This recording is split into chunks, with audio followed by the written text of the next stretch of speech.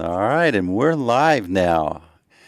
We've been calling a series the Low P series. Low P as in low peptides. Peptides and age management with Dr. Kris Fusterhausen with the Resurge Clinic. Dr. Kris, welcome. Hi, Steve. Good to talk to you as always. And we have a surprise guest today. His name's Maury DePorter. Maury, welcome. Thank you, Steve. So, Dr. Kris, why don't you tell us a little bit about Maury, bring him on, and tell the audience what's up here. So I'll tell you a little bit about Maury, and then I'll let him, of course, tell his story a little bit more if he'd like to. Maury, you've been with us now. How long has it been? A year and a half? It's been two. Yeah, about two. Man, time flies. So I've been lucky enough to have a couple other good trainers in my life, but I think Maury has made the most difference for me personally, as much as sometimes I want to turn around and walk out in the morning when I see what's on the whiteboard. He puts up with me most of the time, but Maury actually was a practicing chiropractor actually prior to this, and I think you can tell how you want to tell it, Maury, but I think he kind of decided this was more to his liking, and he really. I think what separates him from a lot of other, there's many things that separates him from other trainers, but he's really into functional training. I guess he is truly about doing everything properly, with not letting you cheat or I have some of the worst dysfunction, and he's always on me. And I'm not perfect, but he certainly has made me so much better. I was telling somebody the other day that, except from some soreness I had a few days ago, and I was set up for surgery 3 or 4 years ago for a laminectomy. I have, between peptides and exercise, I practically have zero back pain now. And if somebody would have told me that just three or 4 years ago, I'd have said, you're crazy. It just didn't seem like it was in my future. And so I just think there's a lot of people out there who struggle with where to get started with exercise, or maybe they're already exercising. They go to the gym, they think they're exercising properly when they're probably not. I know me, and I say most people, the majority, maybe the vast majority, will not properly work out on their own. I think trainers are worth their weight in gold. I mean, they really, really are. I know I would not go out into that gym and do the filthy 50 by myself. My wife would. I would not. Okay. And I'm being honest when I say that. But then when you get a couple other people doing it, and it actually, you get it done and you feel accomplished. And then you have a guy like Maury looking after you, making sure that you're not cheating and you're not using bad technique. I guess that's the phrase I should use. And so, we've had just a few customers lately that have switched from another trainer over to. I worked on one of them for about a year now, and he finally switched over. And he literally texts me, and I haven't even told you this, Maury. He texted me yesterday and thanked me for introducing to Maury and how much of a difference he's made in his life in 2 weeks. Just in 2 weeks, how much of a difference he's made. This is a guy that's been working out for the last few years with another trainer. So anyway, that's kind of a long intro. We really like having Maury part of our practice. Maury's actually the one that introduced me to intermittent fasting. So all the intermittent fasting talk that I talk about started with Maury, and then Dr. Seeds kind of followed that up. So anything you'd like to add, Maury, I'll turn it over to you. The intermittent fasting, that's my trick to get results from my clients, really. But I appreciate that, Dr. Kris. I think that quality, in how we do is more important than necessarily what we do. So yeah, taking your time to learn things is very key. So. I worked out with a personal trainer for a while, and here's where I think he really inspired me. I learned how to work out when I was in high school with working out for football. And the way that you approach weight training and street training at that time is way different than what you would do at my age now. And so what I really appreciated, he prevented me from hurting myself, because there's this Am I working out hard enough, or am I not working out enough? You never know. And to have someone that's leading you, coaching you, and keeping you out of danger, I think so valuable. I've got a 62-year-old brother who is in fantastic shape. I'm not going to knock him at all. But he kept trying to lift weights like he was 32. Hmm. And I kept trying to tell him, his name's Johnny. I'm like, Johnny, you got to quit lifting this heavy. You're going to hurt yourself. And he always liked to say, well, I'm at the gym and the guys look up to me because I'm 60 years old and I can lift this heavy. And then his rotator cuffs tore, and he had to have complete reconstruction over the summer. And I think he's learned his lesson. But as we age, I like to always say, do you know what the favorite term to an orthopedist is? CrossFit. And so many of a orthopedist's lake house is paid for by CrossFit, and CrossFit can be great. I'm not saying it's bad, but what happens is you get a guy my age trying to compete with a 20-year-old who obviously has more flexibility, and ligaments and tendons are a little more youthful and healthy.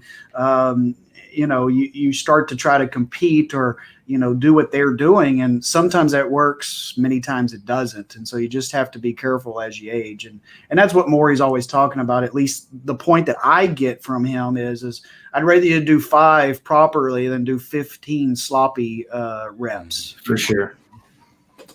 What's the difference between the CrossFit philosophy and the way that you approach personal training, Maury? Well, I would say CrossFit's it is more competitive. So it's easy to push across, go too far with it. But really what they do, I definitely appreciate the gains you can make and the positives from that. But again, it's back to, how you do things. Make sure that you stay within proper form, and maybe the goal needs to be health rather than winning or taking that next step as far as personal bests. And so just controlling the way you do things. So. I like to tell when patients ask me how I describe how Maury trains, and Maury, I hope you don't take offense to this, I say CrossFit-like. And so I think there's some very similar parts to CrossFit to what Maury does. But what's different is most CrossFit gyms, you throw 20, 30 people into a big facility, and they're all doing these same exercises. And they typically have one instructor/trainer looking over them. And there's no way one person can be watching every single person. Maury, I think, tries to keep it usually to 4 or less. And so, I think some of the exercises that Maury uses are the same. Some are different, but it's in smaller groups. It's very supervised. We're not here to try to, like one of our partners we work out with, I call him country strong. He's just a naturally strong, big frame guy. And I know there's some things I can't compete with him on that. I'm going to hurt myself if I try to do that, and vice versa with some other people that I can lift heavier than they can.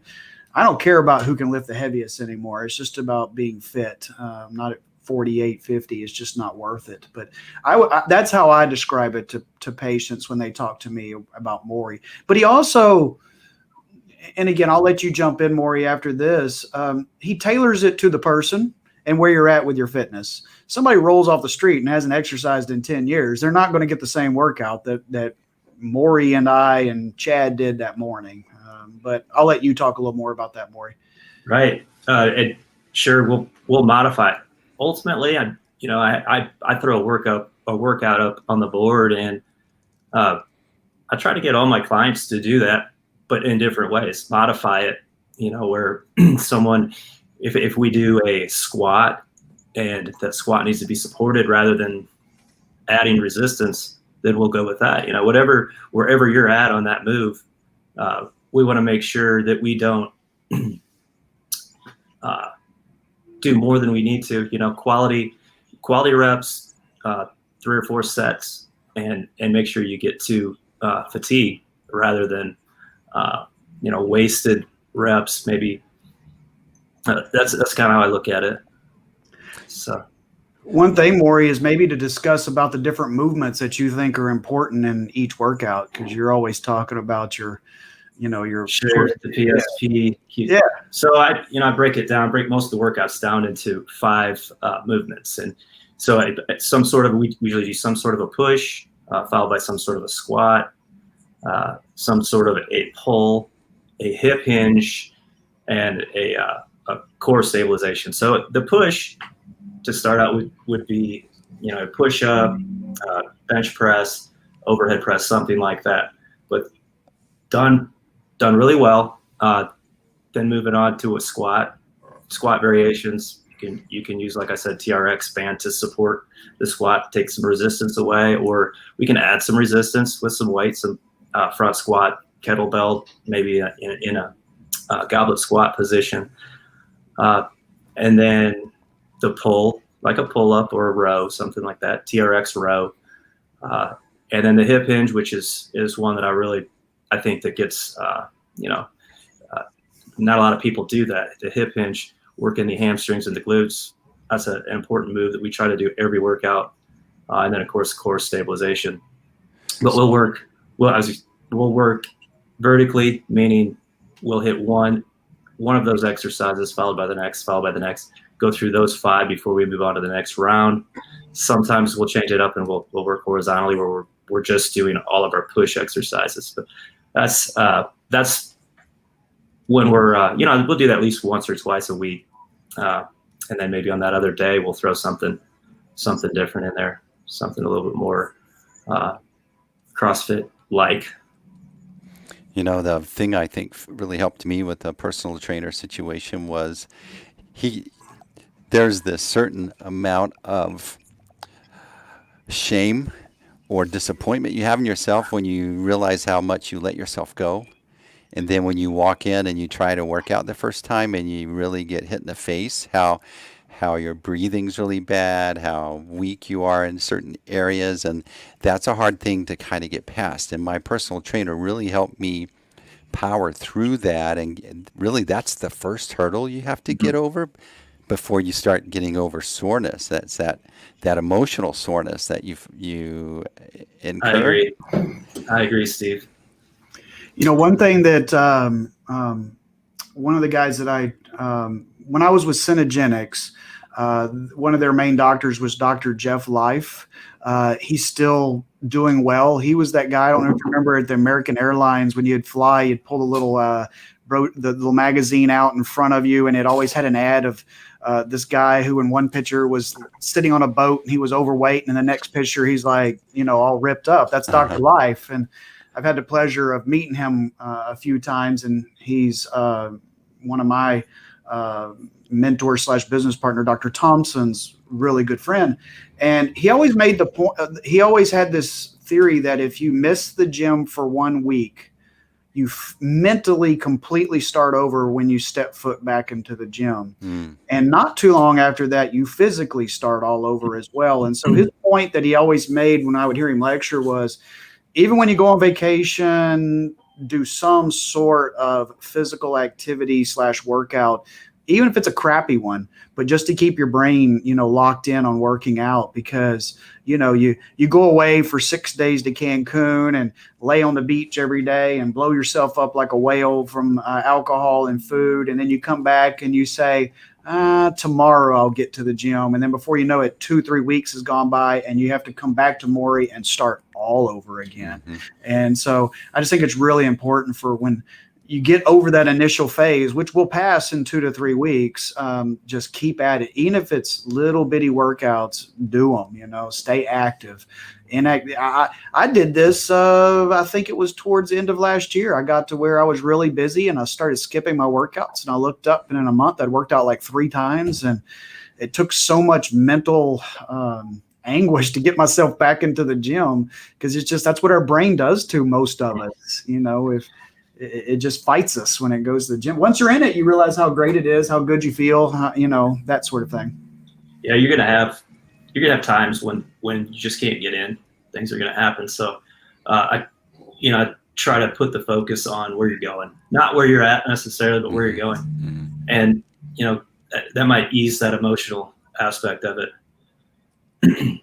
So we're talking about combining a little personal training with maybe some intermittent fasting, some of the ketone esters, maybe some peptides. Kind of talk to us about what's a good way to look at that, and then kind of weave it in for optimum value of your training. Okay, so intermittent fasting, I've told Kris this is I look at it as a hack. It's a real easy way to uh, you know get that nutrition straightened around. So it's starting with like the 16-8 intermittent fasting. It's just it's shrinking down that time that you're eating to 8 hours. So there's less time to have the wheels fall off.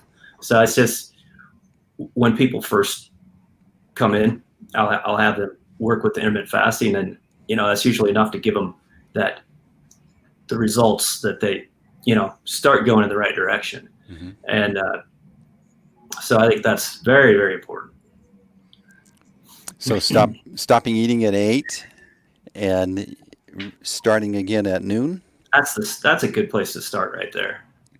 I think that's a good place to start. Some might say that that's a little late to eat, but I think that it's more about that window than it is about when you stop. I mean, it's a point. We're all different, so you got to figure out what works for you. But that's where I started. With 12-8.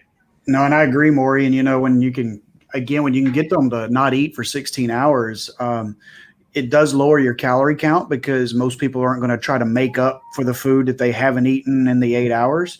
But also you're pushing that insulin level super low during that 16-hour fast. And that allows your body to metabolize better, use those fat cells for energy. And that's the perfect place to throw the ketone esters in, is when you're doing the intermittent fasting. I really think they go hand in hand, like lock and key. I mean, you're already fasting, and now you're going to throw in the ketone esters to throw yourself into true ketosis for a few hours, 3 or 4 hours, to really burn those fat cells, because very few of us don't have a few extra fat cells to burn.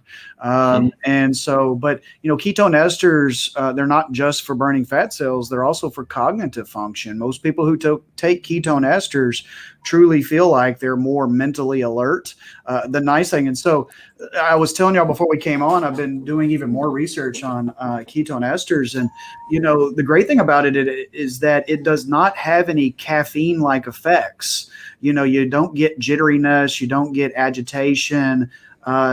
But if you mix it with caffeine, it can have an amplified effect with your caffeine. So that was one of the things that I had learned, because I mixed mine with caffeine. I realized I was a little more jittery than normal. And so you can get a 2-3 fold effect with your caffeine when used with ketone esters. So the little blog that I was just doing just basically says, if you do use caffeine with ketone esters, just, go slow and, low and slow, and work your way up, preferably even without the caffeine though. But I think that's the intermittent fasting is something most people can do. It costs nothing. And it keeps them committed. And so, because I think one thing, Maury, that maybe you can expound upon, we've talked a lot about how, and I think we all kind of naturally do this, we kind of toe up to the line of success with exercise and nutrition, and then we totally shoot all 4 wheels off for like a week or two, and then we got to put our cart back together and start over again. And that was one of the discussions we have, is trying to figure out with patients how to limit the towing of the line of fitness and actually crossing over the line, because once you cross over, it's really hard to go back over the fence, but you get right up there on it, and then you just let your wheels fall off of it. But more, I'll let you kind of talk about it, because I know that's a topic we've discussed. Yeah, right. And when you're talking like with that, there's a threshold that you have to cross over, right? And there's a lot of work to be done to get to that threshold, but you're not going to see results until you get past that. Well, all that work to get here, you got to take it a little bit further, right? To get those results. So I think that's that's a really good point.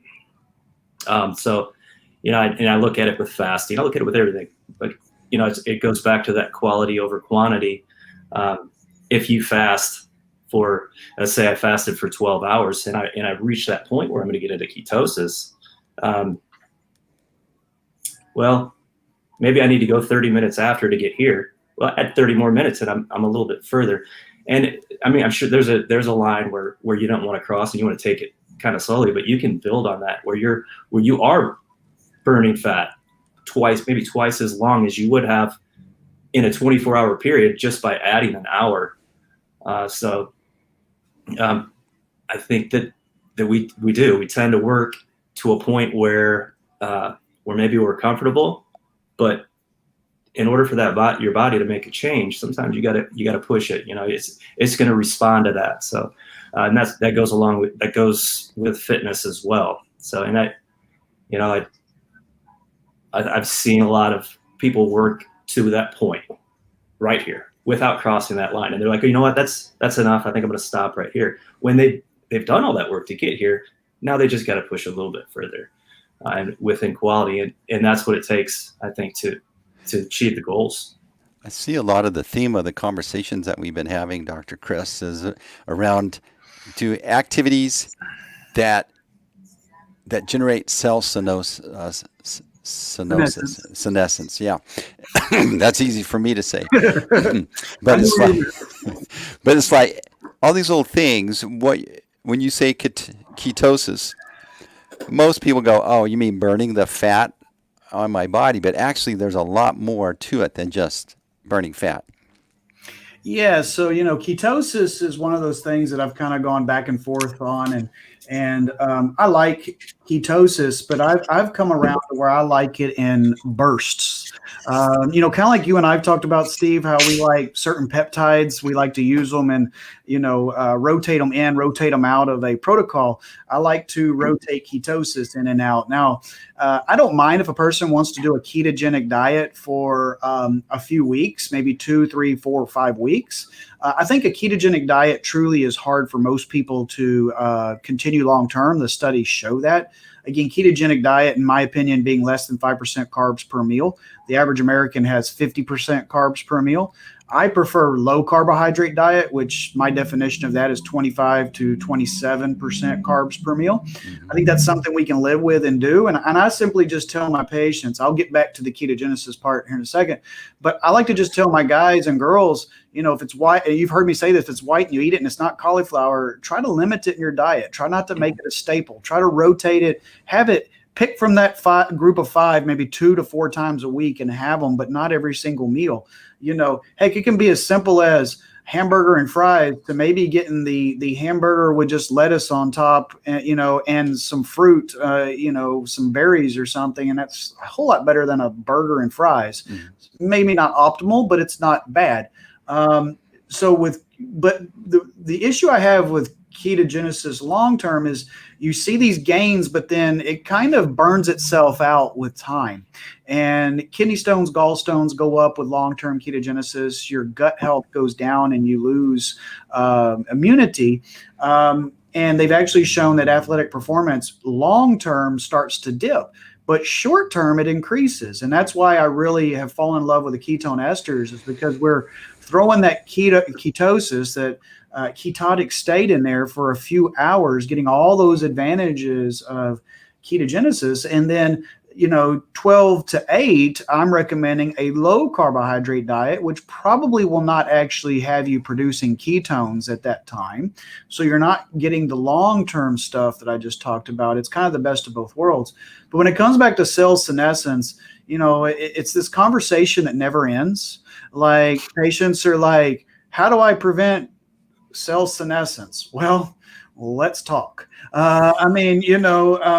I always like to say it's like A plus B plus C plus D plus E equals X. And I don't know how much of each of those is it, but, we may end up with 8 to 10 things that we're trying to do. But most of them are very simple, very small things that are very easy to do.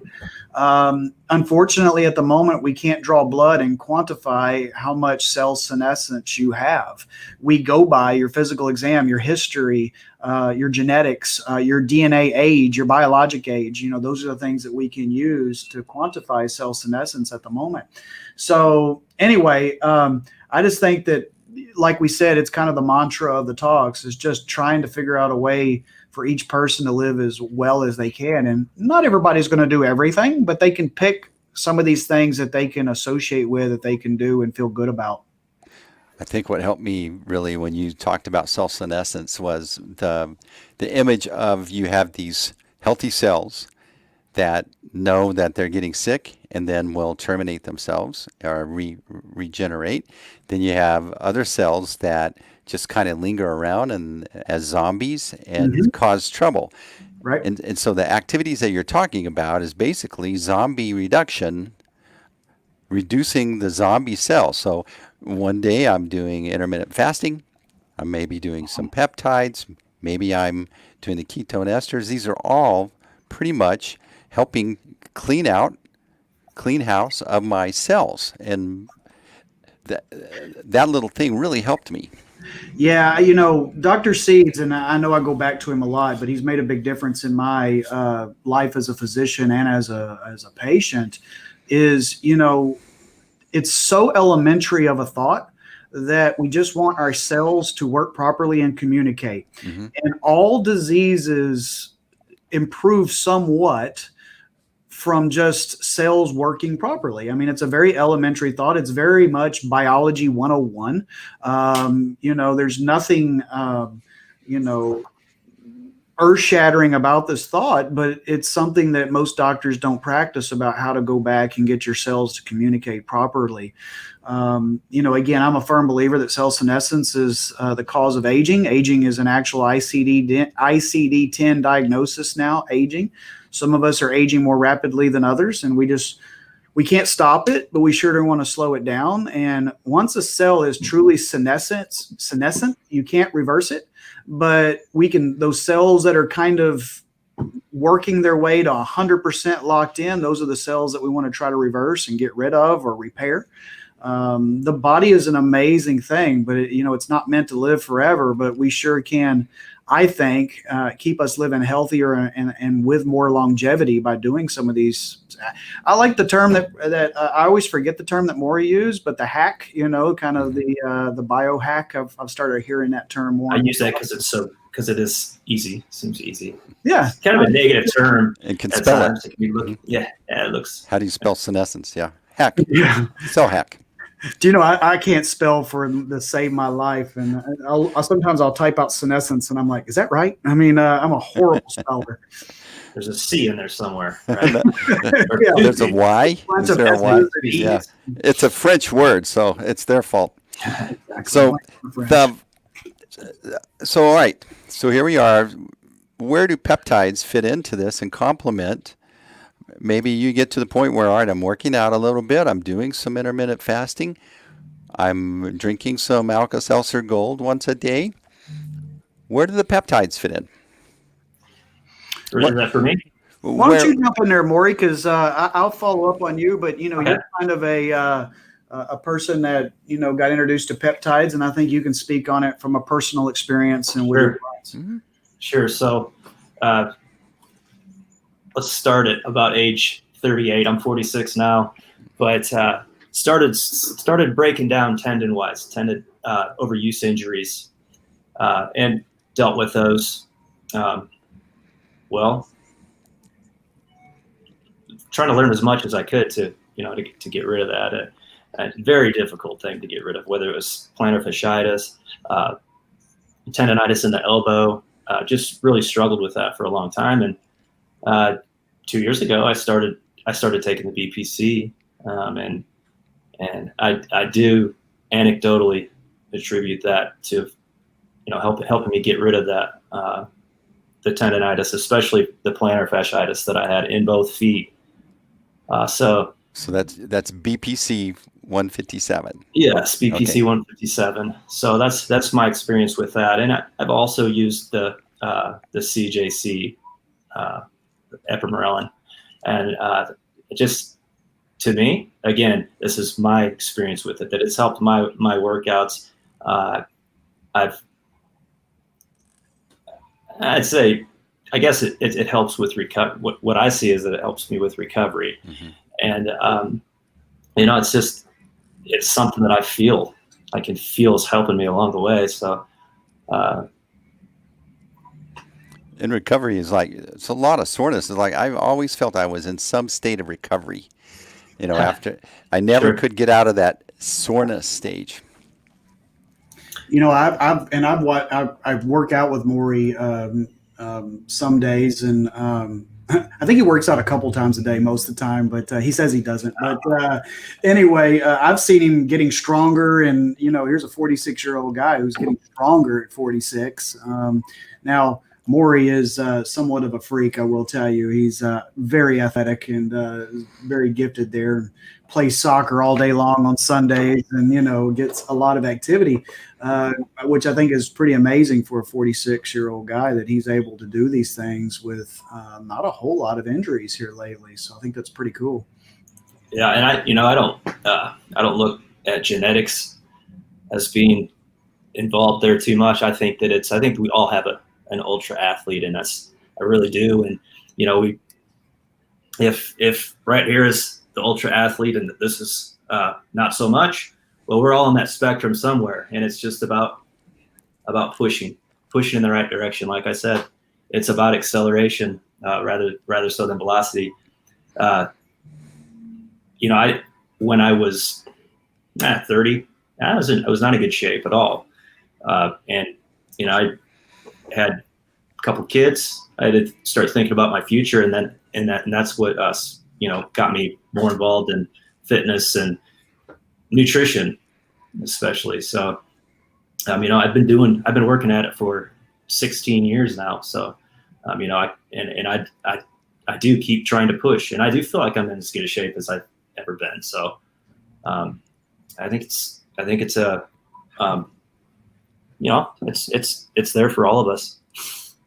So would you guys approach a combination of therapy and a workout protocol with a woman different than a man?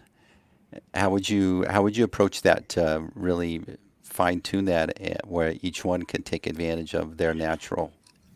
I would, like I said, we all do pretty much the same thing. We just do it differently. I think we all need the same thing. So, doing things right, pushing the correct form so that we have that range of motion, that strength, try to get rid of imbalance. I think those are the keys. So I think that we should all be focusing on similar things. We just do them differently. Push, pull, squat, hip hinge, and a core. Yes. Yeah. Push, squat, PSPHC is what, and it's not always in that order. And like I said, we do some crazy stuff too. But yeah.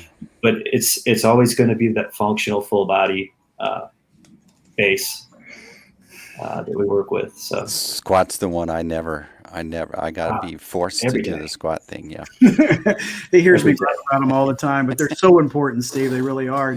And like our morning group that typically works out, it's Crisanta, my wife, she's doing the same workout we're doing. She's just, not doing the same amount of weights, but we're all doing at the end of the day, basically the same exercises. And, he had 50 burpees as part of a workout yesterday, I think it was. And they're really hard on me because of my low back. So he let me do a kind of a sissy burpee, but a modified burpee, as he made me feel better by calling it modified burpee. Mm-hmm. And so, that's where you have to customize it for each person.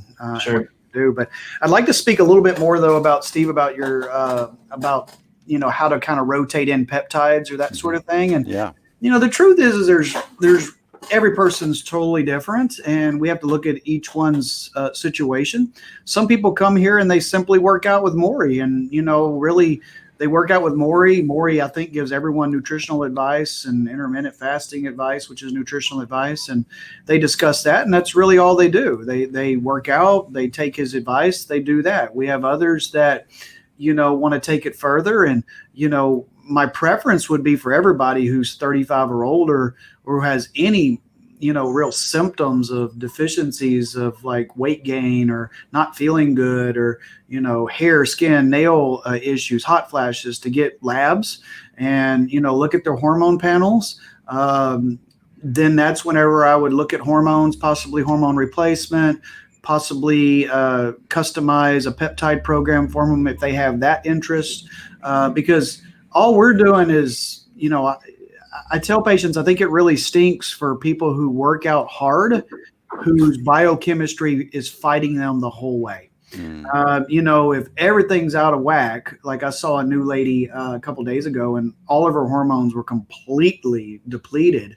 And, her big thing was, I can't lose weight. And I'm like, of course you can. I mean, your body is literally fighting you down this path. And so I just think, it's a good idea. If you're gonna put all the blood, sweat, and tears into this, you might as well get everything checked. Make sure you're checking all the boxes if you can. Absolutely.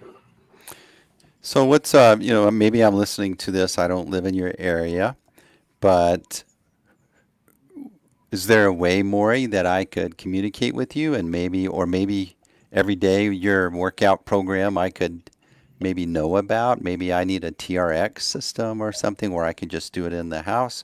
Talk to us about maybe some possibilities there, and then Dr. Kris, we might talk about how you would work with someone to help them get their chemistry aligned. Sure. Contact me just through phone, and just start from there. I usually bring my clients in, and just we do a little meet and greet, just talk it out, and starts there, and then we move on to an evaluation type of a workout and kind of see where we're headed. Everyone's different, so and a lot of times I'll be like, well, I think blood work, you need to get some things checked out. You need to go chat with Dr. Kris, and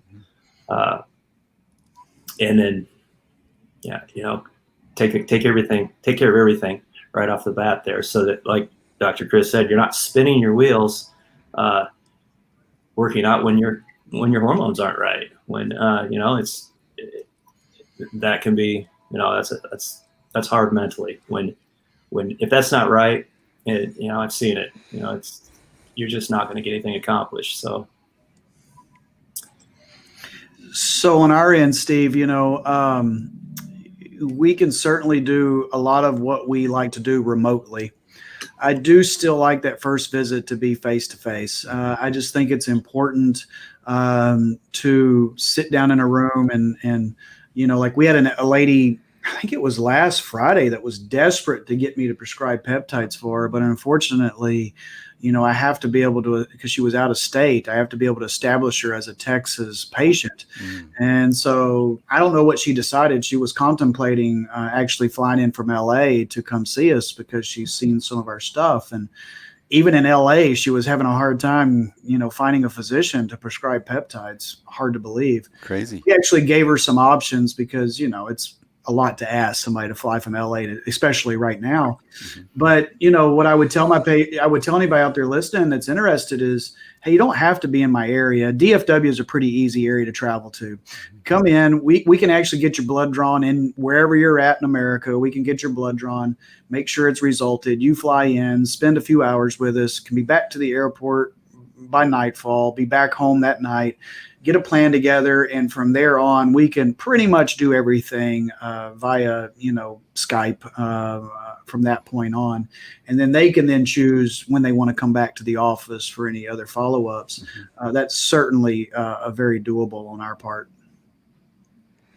Yeah, I think that it's hard for someone to first know exactly what they should be doing. I think most people want to improve in some way, but again, we're lost in this fog of all this varied information that's not connected, and you're just guessing. It feels like you're guessing. You know you should work out, but I don't know where to start. I need some motivation. I need some direction, and to have a team like you guys to coach me a little bit, even if it's remotely. After that was it was like a huge improvement over what I have or what I conceived that I could have right now, plus all the treatment opportunities that exist that I wasn't aware of. Yeah, it's a really a cool time to be in functional medicine. I mean, it's things are rapidly changing, and probably even in a year we'll have even better stuff to talk about. I mean, it's always changing, and so it's sounding like some of the peptides that we had lost or hadn't been able to prescribe for a while might be back to where we can use those. The BPC, like I've talked about, going over the counter has been huge. There's just a lot. It's a really fast changing but cool time to be in this field of medicine. So the BPC, that's 157, right? Mm-hmm. And that's the one that you take orally that helps your intestinal plus your soreness plus some other things. Yeah, so again, BPC does come as an injectable. That is still prescription only. I typically use the injectable for people in acute pain. I just had my ACL repaired, or I just think I, hurt my rotator cuff, or hey, I've got sciatica with pain going down my butt cheek and my leg. That's where I use the injectable for those more intense type situations. And then the oral has a lot of different factors. It works with cell senescence.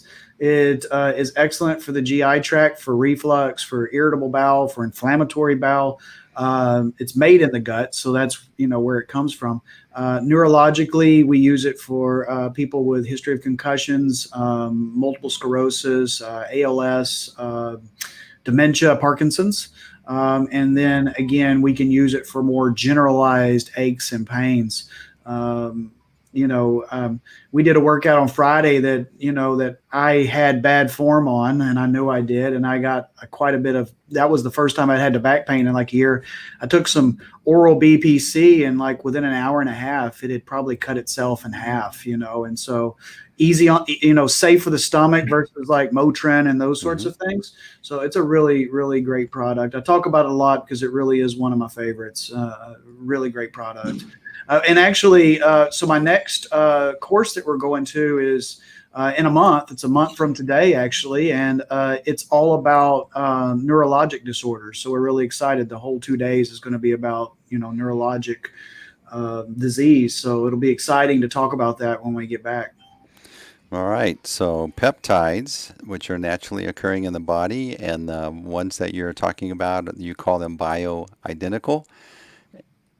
Well, again, most of them are. There are a few that are synthetic, but a lot of the peptides are bioidentical. BPC is a bioidentical.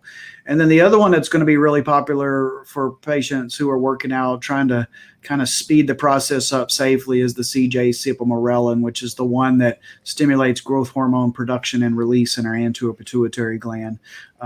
It's not growth hormone. It just works on the growth hormone axis and is extremely safe and is a great way to increase that fat burning and muscle growth, especially when combined with proper nutrition and exercise.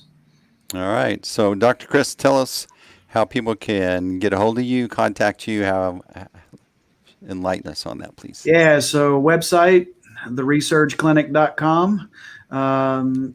You'll find all of our information there. Of course, you can also email me directly at Dr. Kris with a K at theresurgeclinic.com. Either way is perfectly fine. And Maury, or even comment on our Facebook page. That's another way we will reach out to you. Oh, yeah. Maury, so you've been an excellent guest, surprise guest. Thank you, Steve. And this has been good. We'll have you back on for sure. But if folks maybe are interested in connecting with you and maybe getting an idea of what things would look like working with you, how do they reach you? Either through the Resurge Clinic, my card's at the front, or so you can leave me a message on. I got an Instagram, Resurge Clinic Gym, You can check that out, Resurge Mhm. Clinic Gym. Send me a message through that or Facebook as well. Facebook is Physiolab 360. Physiolab 360. Physio with the Physio, F. yeah. Yeah, The PY or PHY, as I exactly. know. All right. Sure. Well, good. I appreciate you guys. So, if anyone's listening and you can imagine us talking about your business online on a regular show like this, you can reach out to me, Steve Brown, at ROI Online. That's Steve at ROIonline.com. And thanks, guys, for being on the show. Thanks, Steve. Thanks, Steve. And that's a wrap.